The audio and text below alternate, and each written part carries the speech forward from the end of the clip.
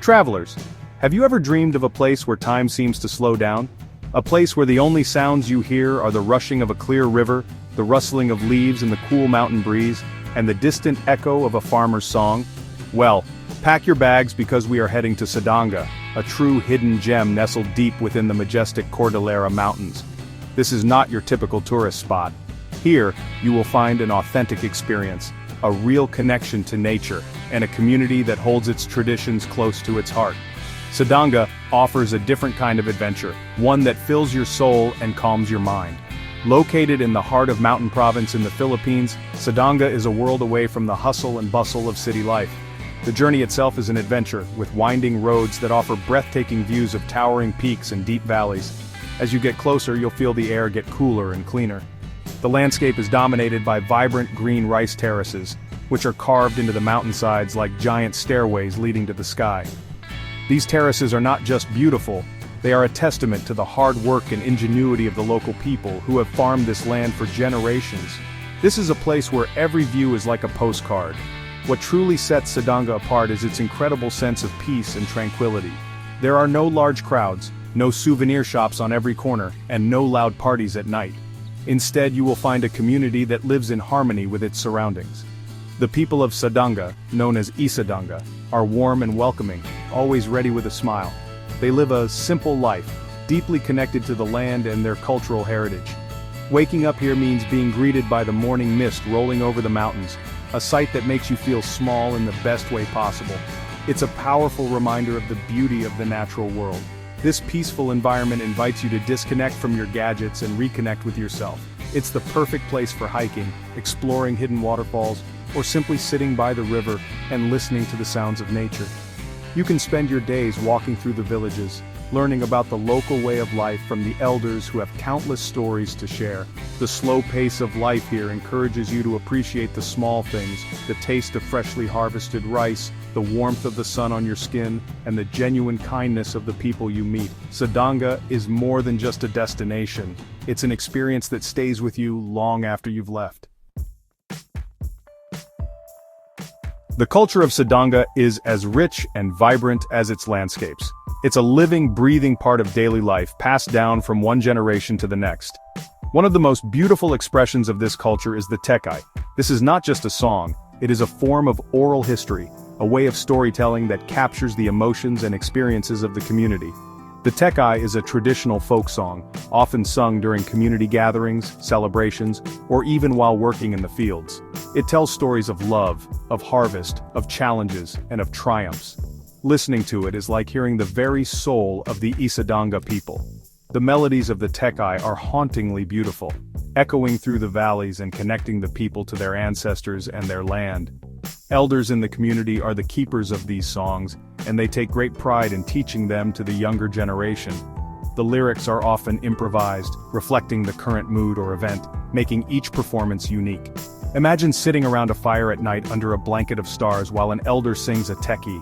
It's a powerful and moving experience that transcends language. You don't need to understand every word to feel the deep emotion and history woven into the song. Another cornerstone of Sadanga's cultural identity is the art of making Fayash, a traditional rice wine. This is not just a drink, it is a sacred part of their rituals and celebrations. The process of making Fayash is a meticulous craft that has been perfected over centuries. It begins with carefully selected glutinous rice, which is cooked, cooled, and then mixed with a local yeast starter called bubad. The mixture is then left to ferment in earthen jars, a process that can take several weeks. The result is a potent, slightly sweet wine that is central to community life.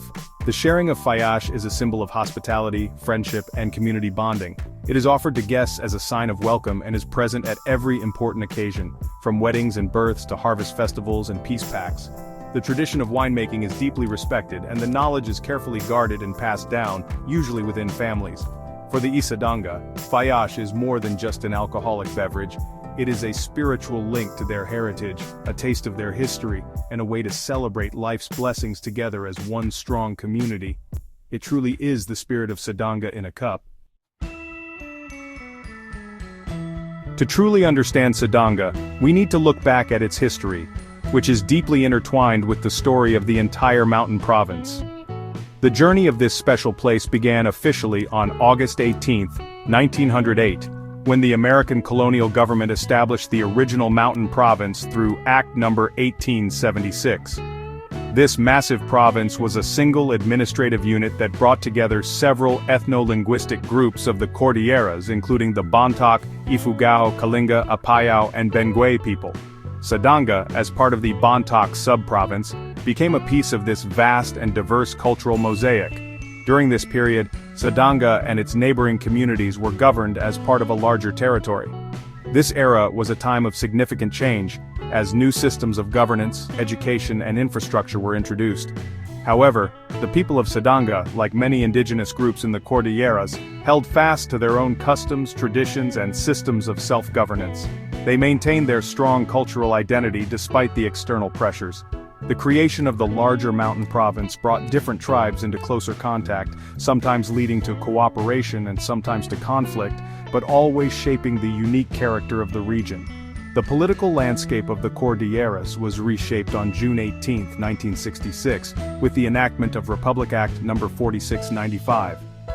This landmark law divided the massive mountain province into 4 separate provinces: Benguet, Ifugao, Kalinga, Apayao, which later split into 2, and the current, smaller mountain province, where Sadanga is located today. This division was a significant moment in the region's history. It recognized the distinct cultural identities of the different ethno-linguistic groups and aimed to provide more focused governance and development for each area. For Sadanga, this meant being part of a province that was more closely aligned with its Bontoc heritage. This historical journey has shaped the Sadanga we see today. The legacy of being part of a larger, unified mountain province, followed by the creation of a more focused one, has given its people a unique perspective. They have a deep appreciation for their specific Bontoc roots while also understanding their connection to the wider Cordilleran community. This history is not just in books, it is etched into the landscape, remembered in the stories of the elders, and celebrated in the traditions that have survived and thrived through decades of change. Sadanga stands today as a proud municipality, a testament to the resilience and enduring spirit of its people. So what makes Sadanga so special? What is it about this quiet municipality that leaves such a lasting impression on anyone who visits? It's the powerful combination of its pristine nature, its living culture, and its rich history. These 3 elements are not separate attractions. They are woven together to create a single, unforgettable experience. The natural beauty of Sadanga is undeniable. The majestic mountains that cradle the town and the emerald rice terraces that climb their slopes are a sight to behold. This is a place where nature is not just a backdrop, it is the main character in the story of everyday life. But nature alone is not the whole story. What truly brings Sadanga to life is its vibrant culture. The traditions here are not relics of the past performed for tourists. They are the genuine heartbeat of the community. When you hear the Tek-ey being sung, you are hearing the soul of the people. When you are offered a cup of Fayash, you are being welcomed into their circle of friendship. This authenticity is a rare and precious thing in our modern world. It allows visitors to form a real connection with the place and its people, making the experience much more meaningful and profound. The history of Sadanga adds another layer of depth to its character. Knowing its journey as part of the old, expansive mountain province and its place in the new one helps you appreciate the resilience of its people. They have navigated change while fiercely protecting their identity. This history gives context to the traditions you witness and the landscapes you explore. The stone-walled terraces, the traditional houses, and the community rituals are all living monuments to a history of strength, adaptation, and cultural pride. It's a story of survival and continuity that is truly inspiring to witness firsthand. Ultimately, Sadanga captures the soul because it offers a glimpse into a different way of living, one that is simpler, more connected, and more in tune with the rhythms of nature and community. It's a reminder that happiness can be found not in material possessions, but in shared stories, beautiful landscapes, and the warmth of human connection. For any traveler looking for more than just a vacation, for those seeking an adventure that nourishes the spirit, Sadanga is waiting. I encourage you to learn more about this hidden gem, to respect its culture, and perhaps one day, to experience its quiet magic for yourself. Let's go.